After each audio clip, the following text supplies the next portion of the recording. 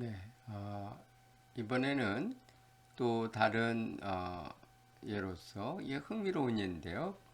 피보나치 시퀀스, 피보나치 수열을 보도록 하겠습니다. 피보나치 수열의 정의는 어떻게 되느냐면 처음 두 항이 주어졌을 때 예컨대 1로 주어질 수가 있는데요. 그 xn이 n번째 항이 과거 두 개의 항의 합으로 표현이 됩니다. 그래서 정의는 xn은 xn-1 더하기 xn-2 n은 그러니까 3부터 시작해야죠. 그러니까 x3 그러니까 세 번째 항은 x2 더하기 x1 이렇게 되는 겁니다. 그러니까 x3의 값은 1 더하기 1에서 2가 되죠. 이 피보나치 시퀀스도 상당히 빠르게 증가합니다. 그래서 여기에서 우리가 50번째 항을 한번 계산을 해보죠. 50번째 항을 계산해 보겠습니다. 이거를 위해서 x를 repeat 1,n으로 정의하겠습니다. 즉 1의 값이 n번, 즉 50번 반복되어 있는 수치 벡터. x는 그렇게 초기화되어 있죠. 그래서 세 번째 항에서 n번째 항, 즉 50번째 항을 어떻게 계산하면 되느냐면 xn이 xn-1 더하기 xn-2. 그러니까 이 스몰 n을 3부터 했기 때문에 예컨대 x3은 x2 더하기 x1 이런 식으로 마지막 항까지 계산이 되죠. 그러면 이제 스몰 n이 4일 때는 4는 x4는 x3 더하기 x2. 근데 x3 바로 앞에서 n이 3일 때 이미 계산을 했잖아요. 그러니까 그것을 이용해서 쉽게 업데이트가 되는 거죠. 그래서 x의 값을 보면 계산된 값을 보면 이제 이렇습니다. 46번째 값이 183631193. 이게 큰 수죠. 큰 수입니다. 이런 식으로 47, 48, 49, 50번째 값이 만들어지죠.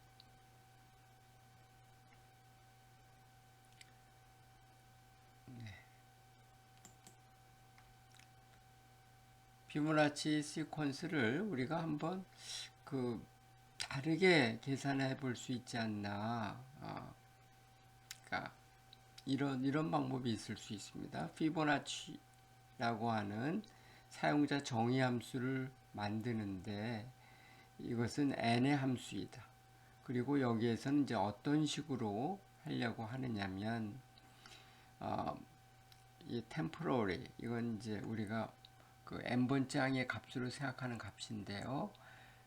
피보나치 n-1 플러스 피보나치 n-2 이렇게 그 functional call 즉 n번째 항을 구할 때 이 함수에 n-1번째 값을 넣은 것과 2번째 값을 넣은 것 그 함수를 다시 부르는 이걸 우리가 함수 호출, R에서 함수 호출, functional call 이라고 이야기를 하죠. 혹은 recursive call, 재귀적 호출이라고 이야기합니다. 이런 재귀적 호출을 하면 이 프로그램이 더 훨씬 좀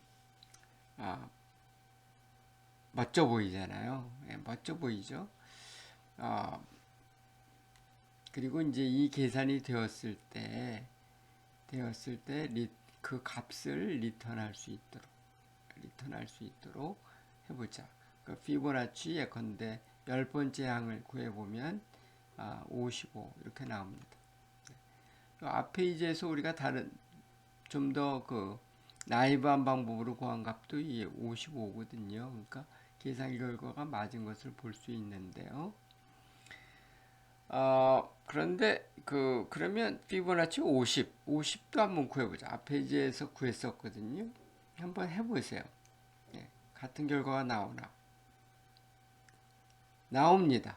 나오는데 굉장히 한참 만에 나와요. 굉장히 한참 만에 나옵니다. 그러니까 계산 시간이 엄청 걸렸다는 거죠.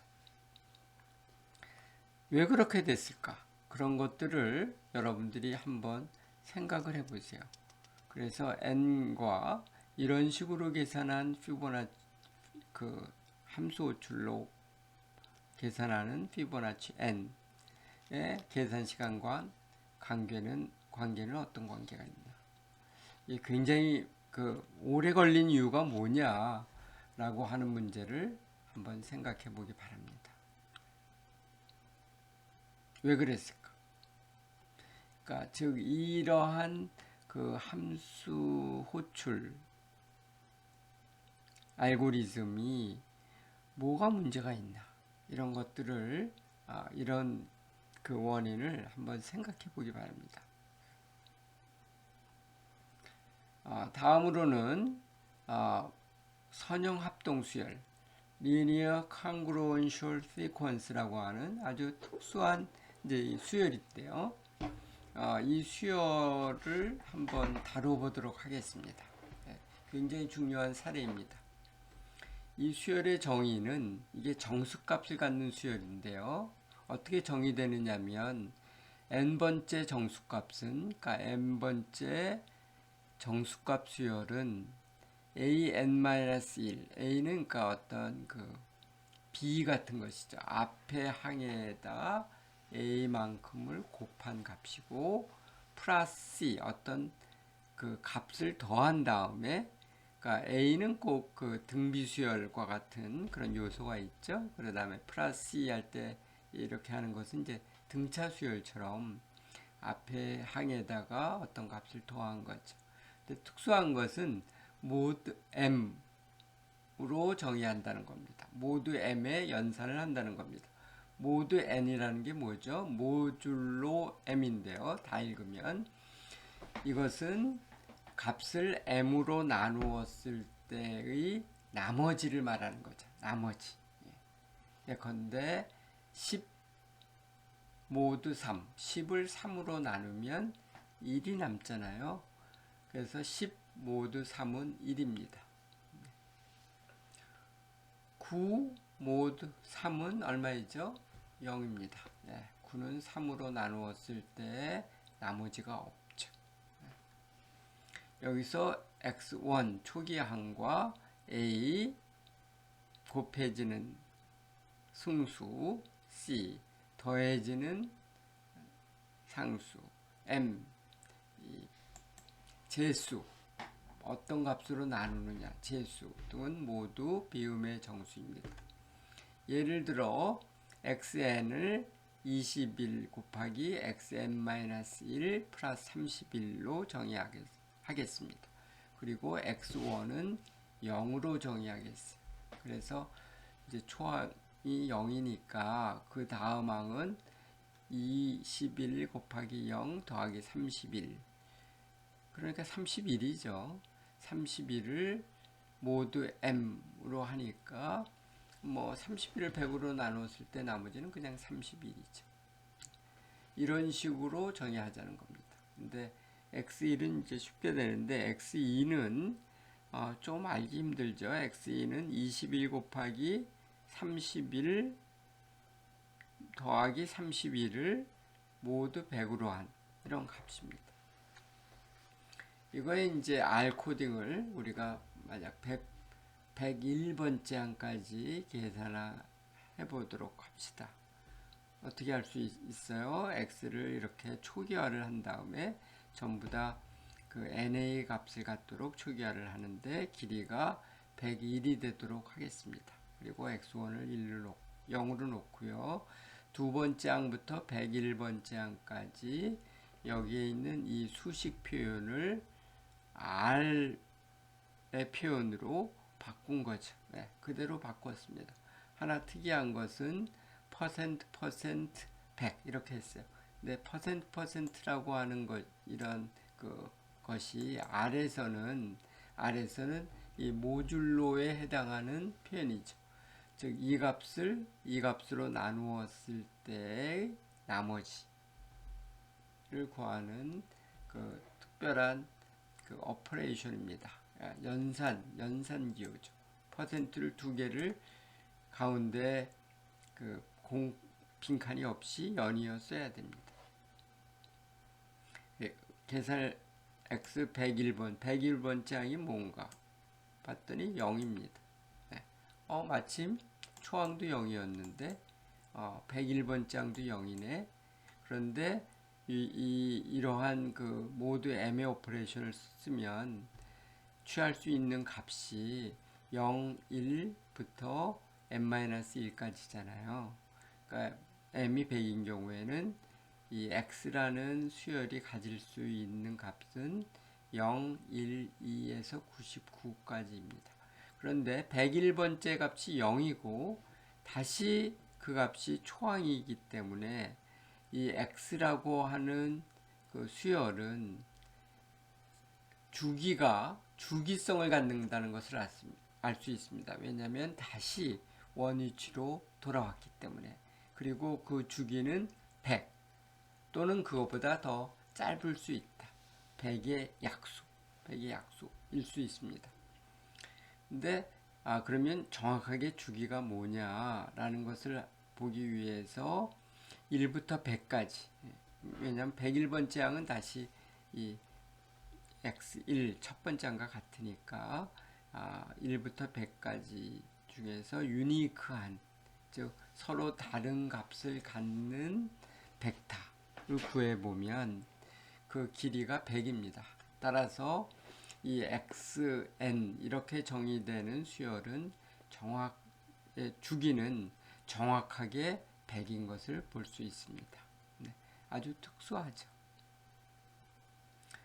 그런 것을 이제 잘 활용하면 무엇을 할 수 있느냐면 컴퓨터에서 임의수 랜덤 넘버를 생성해내는데 활용할 수 있습니다.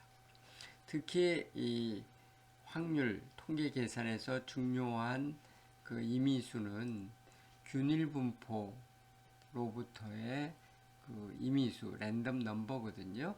그것을 만드는데 이러한 선형 합동 수열이 잘 활용될 수 있습니다. 예컨대 xn을 a 곱하기 xn 플러스 c이고 모두 m으로 하는데 이 x1 a, c, m은 모두 비음의 정수입니다.